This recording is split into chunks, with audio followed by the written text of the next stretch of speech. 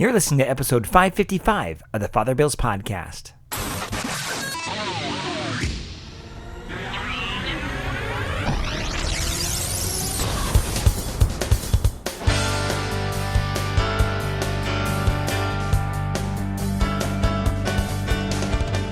Welcome back.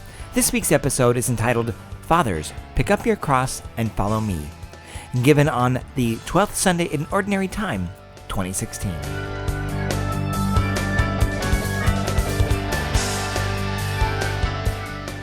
One of the most enigmatic questions that has been asked by Jesus, possibly in all of the New Testament, is the question that he posed today.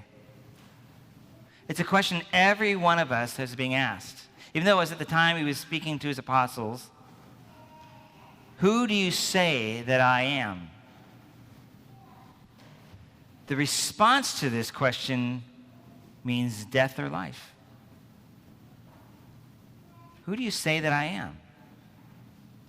It's interesting because in our culture today, there's a lot of ideas of who Jesus is. I've had several conversations with people, and they'll have, like, maybe it's about an issue, and they'll say, I'm sure Jesus will be fine with that. Like, have you actually asked him? And it's often something, it's the nice Jesus. It's the Jesus of the, hey, everything's going to be cool, it's going to be okay, you're okay, it's not a problem. Don't worry about it, it's not a real problem. But that kind of leaves out a whole bunch of other parts of who Jesus is. He said some very difficult things. Today we hear that he then said, you must take up your cross. If you wish to follow me, you must take up your cross. That wasn't like a hint, I don't know what isn't. I mean, then he tells them what's going to happen, right? I must go to Jerusalem. And he tells them that he's going to be crucified. It's neat that we have St. Peter then responding, right? You are the Christ of God. You are the anointed one. This weekend is also a time for us to be mindful. In our country, we have Father's Day weekend, right? I think that's something in our country we need to continue to preserve. I think actually we might need to lift this up even more. Because if there's something amongst many things in our culture that is deteriorating, it is the institution of fathers. And just the call of being a real father. Today there are more children with a single mom than ever before. This cannot not hurt us. It certainly does. And I want to thank all the women who have had to take up the cause of being mom and dad at the same time, but that's not how it was intended to be. We men, and this is basically, I'm kind of talking to the guys today, we need to be Christ. Who, men, do you say that I am? Jesus is asking you specifically. Because many of us have blown that. Christ is not important to us. Many of you are here without your husbands, ladies. What happened to your husband? Where is he? Tragedy. It is demonstrated statistically that when families go together, the children follow. And it's curious, this is a new study, when the fathers specifically go, then the children follow and they continue with the faith. Even in a single mom kind of situation, the kids may, but if it's a single dad, there's a higher percentage of the children to catch the faith. There's something different about dad than mom. Mom have incredible things to add, but today we're talking about Father's Day. But in relation to what Jesus has just told us and asked us, who do you say that I am? We answer this by our lives.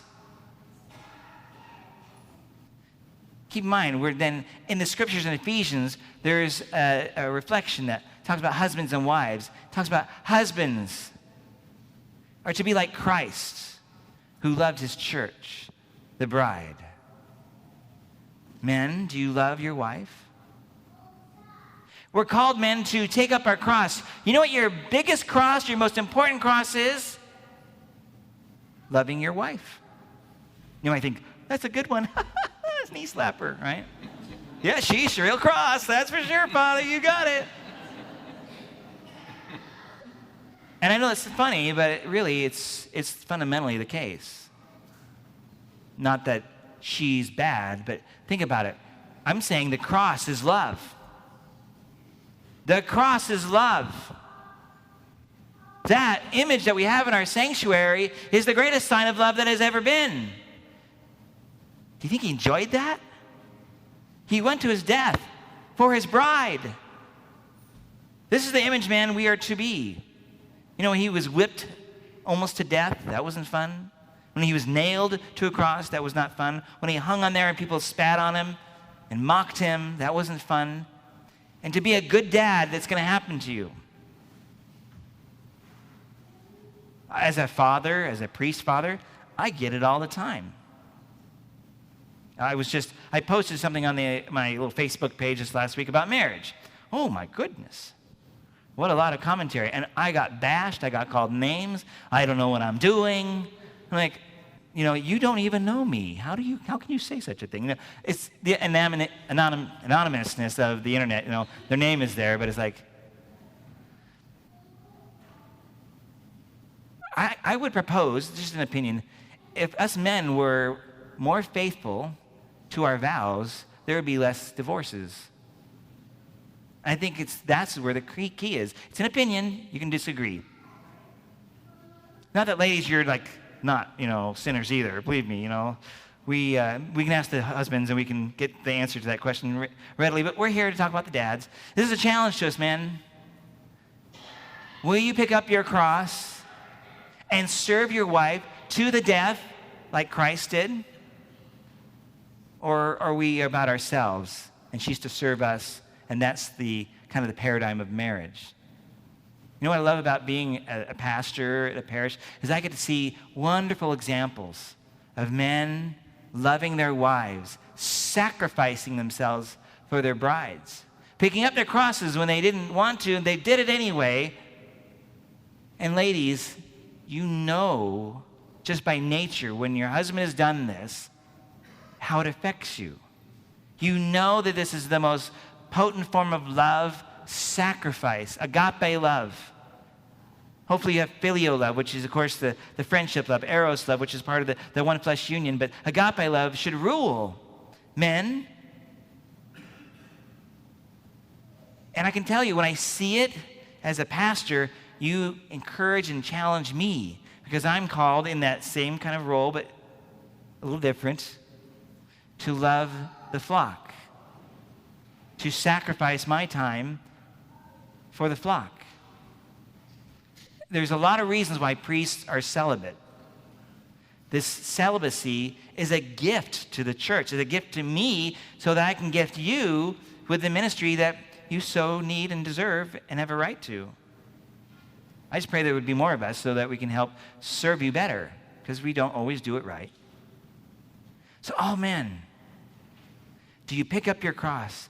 What's the next cross you might have? The next most important cross after your wife is no, it's not your football team. It's your children. It's your children. I know you're all thinking of the Pittsburgh Steelers. That's close. But no, it's your children. And yeah, that can be difficult. I was a pain in the patootie. I look at my dad and, boy, Dad, you were pretty patient sometimes with me. Think about it. When you were growing up, were you all that perfect? It was mom and dad. Dad probably struggled with our misbehaviors and how patient they might have been. Not always, because they're people. But now I'm talking dads today. What do we do? How do we love our children? Keeps going back to the same thing. Sacrificing for our children. When I look back at my dad and the hours that he worked, I'm humbled. And by the way, I couldn't really figure that out until I got to be like young adult age, right? I think it's a developmental thing. You're mad at the parents, and then you realize, whoa, they Mom had a job, dad had a job, the mom had 2 jobs. If I look into our Hispanic community, both parents have sometimes 2 jobs. And they're just knocking themselves out. For whom? For their family, for their children. And the children see this. Men know that the children see how you love your wife. When you love your wife, they are modeled how Christ loves the church, and Christ loving the church is the model of how the Father loves us. So when we have broken families and the fathers are shirking their responsibilities, it's not like a surprise that they are trying to understand who the Father in heaven is. They have no model by which to reflect on. The model is broken. The model is disrupted. Some dads are struggling. On this day, we should pray for them. Some are tempted to be unfaithful. Some are tempted to be violent. See how this gets complicated very quick. And it's all dependent on that guy. I'm like, so there's a lot of people, there's a lot of families that are broken in Grants Pass here and around our country. And I'd like to focus that on the men. See, ladies, I'm not a mom, but you have the gift of having birthed your children, and there's a special mystical union you have with that child that the men may not. That's why they often leave much quicker. It's very rare for the mom to leave, but it's very quick for the guy to leave. The statistics demonstrate that because there's not the connection. We need to establish that connection, reestablish it, encourage it. And guys, if you know a guy that is not doing it, be a friend and challenge him to be a real man, to love your wife and to love your kids, to stand up and sacrifice. Don't go to the bar. Go back home. Help them. We're in a culture where it's narcissistic. And if that's what we're breathing, then that's likely going to be the out when things are difficult. Man, let's be friends. Befriend other men and challenge them to the standard. Be challenged yourself to be that standard, because we're looking at each other. Ego and all, we're looking for somebody that would be able to live the life. I have the privilege to be able to see it many, many times over in our church. And I'm sure it's being lived over in all the other churches in our area, modeling what Christ the Savior has done, who had picked up his cross and took it to the death.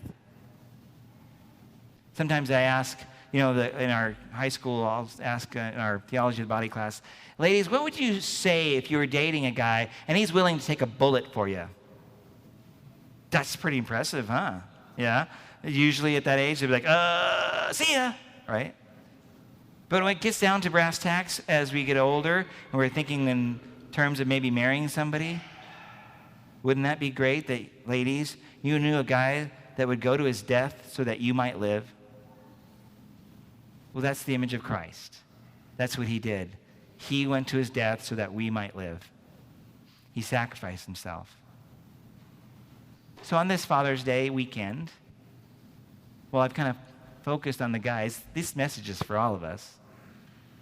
Where are we needing to pick up our cross when we're not? Wherever hardship comes to us, are you going to run? Are you going to pick it up, embrace it, and go forward? Knowing you're never alone. There's people in our community that you can talk to. And if you don't know anybody, come talk to me. Just call the office. Let's sit down. Let's talk. I want to help. Who do you say that I am? It's a question for us all. It's a question about life and death. It's a question about everlasting life. And I encourage us all on this weekend to take that up, especially the men. Love your wives. Love your children. And watch what happens. God bless you this day.